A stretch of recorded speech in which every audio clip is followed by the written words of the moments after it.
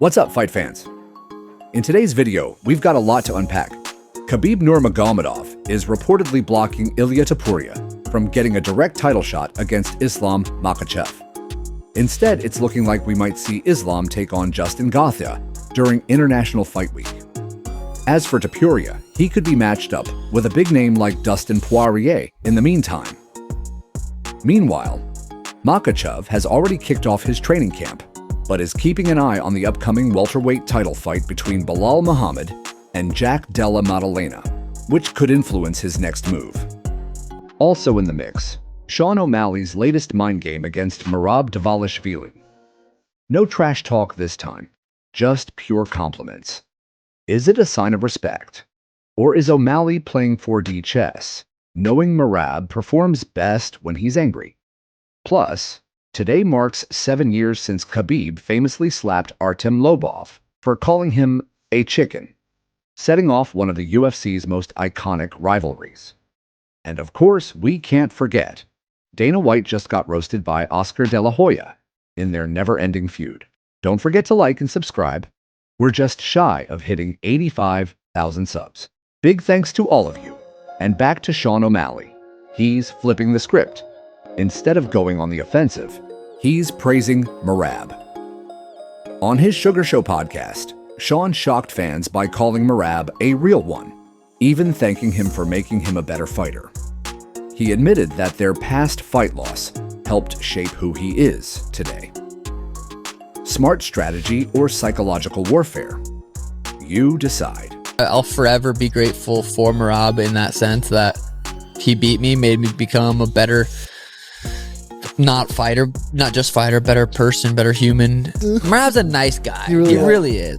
It might seem like a respectful gesture from Sean O'Malley, but Merab Dvalishvili wasn't buying it, responding in classic fashion with, "Cut it out, go back to trash talk, I need to be mad at you." Here's the twist. O'Malley's compliments might not be genuine kindness, but a calculated move. Everyone knows Merab feeds off emotion and fights at his best when he's fired up. Just look at the build-up to the Umar Nurmagomedov fight. Merab went so far as to create a sense of disrespect just to psych himself up. Fuck the money, fuck everything else, okay? I don't give a shit about wealth. You lost respect. Fuck the money, fuck the belt, I want fight respect. I will show you what I'm gonna do. I will show you. Come here. Come here. Same story with Petr Yan. He turned it into a Georgia versus Russia war. He's from Russia, I'm from Georgia, and I wanna win for my people. Same thing happened with the Petr Yan fight. Merab turned it into a full-blown Georgia versus Russia rivalry, just to fuel his fire and get in the zone. When I come back and I see him, he comes in, I go into the room and I see his hand, and you look at his hand here, and this finger's all the way down here, broken, and I'm like, my eyes just got really wide, like, whoa. Oh my God, what the heck, and he was, I just said to him, I said what I felt. I said, you know what, Umar, I felt, in my opinion, I felt you won 3 out of the 5 rounds, and maybe I'm being biased, but I felt in the 5th round, the reason why you didn't win is because he showboated his way to winning that. Like, he acted like the victor where you were tired, and that's why I feel he basically took it from you because you led him, but I felt you won, because when you're looking on damage and this and that, but when it comes to presence, he definitely got that. He definitely got that. So, but the actual damage that he did was nothing compared to what Umar did. He did more, but again, he did show that I'm the winner, and Umar couldn't stop him, from showing that, so, I can see how the judges would get swayed on that, He's from Russia, I'm from Georgia, and I want to win for my people. That's how Merab framed his fight with Petr Yan, turning it into a national rivalry to fuel his fire. Now, with Sean O'Malley, things are different. Instead of trading barbs, O'Malley is offering respect, compliments, even gratitude. And it might be a brilliant tactic. Everyone knows Merab thrives on emotion, especially anger. He's even admitted that taking damage early helps him lock in and push harder. But what happens if O'Malley refuses to play that game? No trash talk, no heat, just calm, calculated striking from range, giving Merab nothing to get angry about. That might be the real mind game here. If Sugar Sean can stay technical and ice cold, he might outsmart Merab before they even touch gloves. Merab will need to find a way to bring the fire himself, work the crowd, build that energy, because that's when he's most dangerous. Even coach Javier Mendez recently weighed in, saying he thought Umar Nurmagomedov won their fight at UFC 311, but the judges may have been swayed by Merab's fifth-round theatrics, celebrating early and acting like the win was already his. A lot of things I've made change-wise in my life are going to attribute to my performance. Decided 2025, I'm done with social media. I haven't jaded the peen once this year. So which part did it say like yeah, and I added in wrestling training sessions? I mean, of course, maybe he is. It's just funny that like everyone made such a big thing. Oh, he's changing his life. He's giving up the Mary Jane. I'm like, those are things that technically made you who you are and a champion. So like for someone to tell me go cold turkey, no more drinking, blah blah blah, no edibles, nothing, I'm gonna look at him like, yo, bro, this is what got me here. Why would I stop? Carlos Prates, you shouldn't be smoking ciggies. These guys smoking Lucy's the day of the fight, and not even like one. The man's damn near going through a whole pack, putting guys in the ground. You feel me? So it's like I'm sitting here like, nah, it's got to be some type of method to the madness about the mental mind frame that you have to be in when you're going into the fight. And I think that's the most important thing. Like, are you comfortable? Are you happy? And if you're losing after that, then maybe you change some things up, what's going to make you feel more at peace. Aljamain Sterling is sounding the alarm. He believes Sean O'Malley's recent lifestyle changes could backfire in a big way. According to the Funk Master, quitting weed, cutting out social media, and ditching his meds might actually hurt O'Malley's performance. What some see as bad habits, Sterling argues, were actually crucial parts of the formula that made Sean a champion in the first place. He says Islam is ready to fight anyone, anywhere, but Khabib might block a direct Topuria fight. I mean, Ilya made just a bold statement recently. He said the UFC promised him if he relinquished his part that he would get the title shot. I remember talking to Khabib, and Khabib said this. He's like, it's not fair for Ilya to skip the line and go after the title shot with Islam, because that's all Islam's been doing. He gave Volkanovski a couple times, and he has gone up. So I don't even think it's going to be Islam's choice. I think Khabib's going to step in and be like, he needs to fight the number one contender. And he said, if Ilya does beat the number one contender, then sure, we'll do that. So I personally think that Islam will fight anybody, anytime, anywhere. I think the person that's going to more likely play bad cop is going to be Khabib Nurmagomedov. He's going to say no. So for that reason, I am guessing it's going to be Justin Gaethje versus Islam Makhachev International Fight Week. Yeah. Rush it! I think that the UFC is trying to make that fight. And I do believe Ilya Topuria saying that, yeah, they promised him that title shot. That's why he vacated the belt. You have to understand, dude, that Khabib is playing his dad's role now. It's a role of respect and honor. They have that same level of respect for Khabib because now he is playing that role of what his father has done to everybody else. It doesn't even fall on Islam. It falls on Khabib Nurmagomedov. Islam just pretty much says what Khabib is going to do. And it's not like he's his commander-in-chief, but he's his brother. They represent something that's just different. And when you guys truly understand these and understand their culture, how they take faith, competition all to an extreme, there's levels of layers of respect. As crazy as it sounds, it's not going to be up to Islam Makhachev.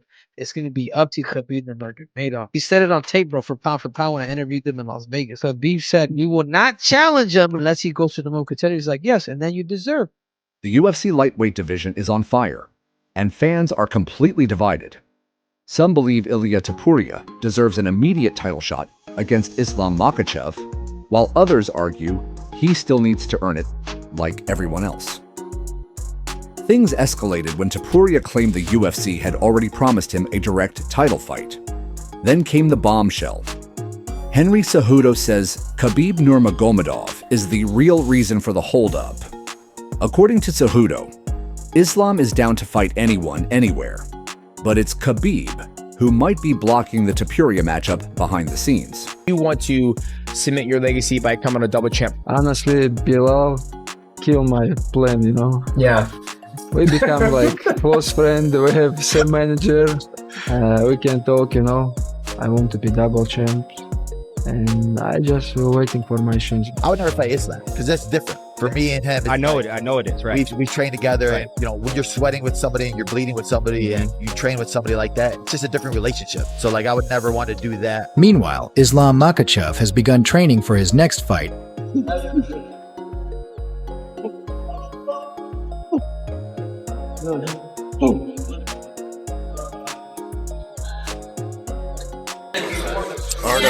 Artem and Khabib.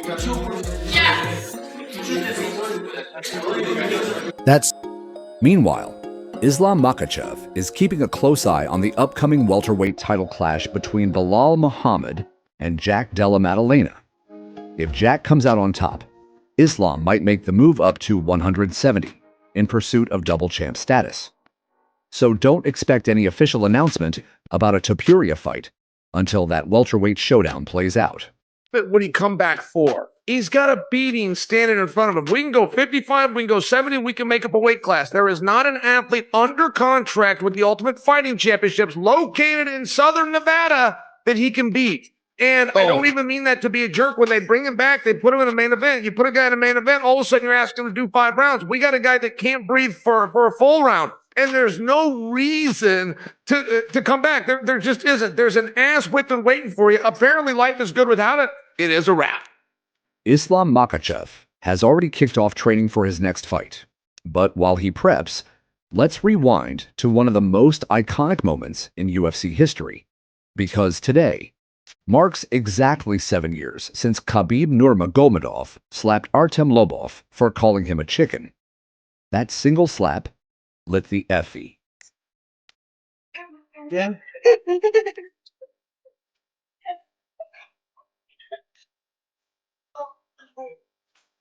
Oh, yeah. Yep. Giddy up. Everyone has been asking me for my opinion and thoughts on Dana White attempting to enter the boxing space. Again!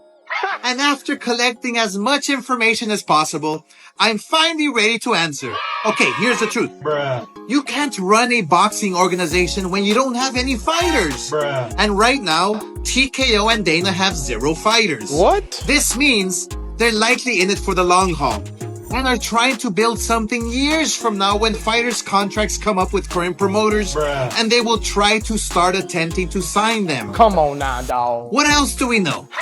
TKO's supposed fighter pay / salaries were leaked a few weeks ago. And if these are real, holy shit! Come on, man. Dana's gonna have several problems. Number 1, no fighter is going to fight for these pennies. The majority of their prospects will fight 1 or 2 times a year and be forced to survive on minimum pay. You're wrong. And keep in mind, they will be fighting tough fights. Dana said, the best must fight the best. Bruh. So their careers will be short. Number 2, no pay-per-view fighter will fight for $750,000. You're telling me the Canelos and the Ryans of this world are going to agree to this kind of pay cut? We might not like it. No! And most importantly, number 3, if these numbers are real, Bruh. the UFC fighters will be so pissed. The TKO boxers will be getting paid so much more than they are. UFC fighters are already disgusted with how little they get paid for putting their lives on the line. If you recall, Dana already tried several times to get into the boxing space in the past. Remember Zuffa, which never even got off the ground? The reason you've never seen me do anything is because when Dana doesn't have the funding and the business brains already in place, like the Fertitas or Turkey, he always fails. How about the Ultimate Surfer? No! Or the Power Slap? they didn't do well with stuff. As for Dana's character, it speaks for itself. I don't even have to say anything about a guy who publicly slapped his own wife and whose own mother wrote a book about what a terrible person her son is. And it's available on Amazon if you want to read it yourself. Now, for the big question, will I work with Dana in the future if he's in the boxing space? Sure, because 80% of the folks I deal with in boxing are scumbags anyway. Until then, I'm gonna keep doing what I'm doing, and I will continue making the best fights on the zone. So remember, folks, you're never a hater when you only speak the facts.